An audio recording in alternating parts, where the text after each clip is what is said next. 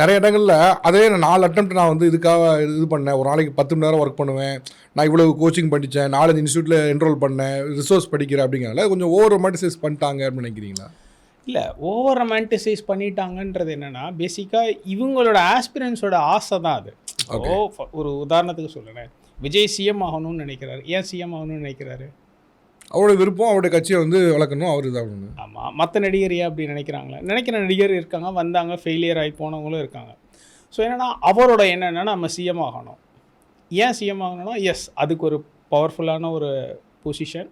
அங்கேருந்து நம்ம மக்களுக்கு நிறைய செய்யலான்ற ஒரு ஆசை இல்லைங்களா? அது மாதிரி இந்த பியூரோக்ராட்ஸ், சிவில் சர்வெண்ட்ஸுமே என்னென்னா, அந்த இடத்துக்கு வர்றது அப்படிங்கிறது ஒரு கனவு. அது ஜாபு கிடையாது.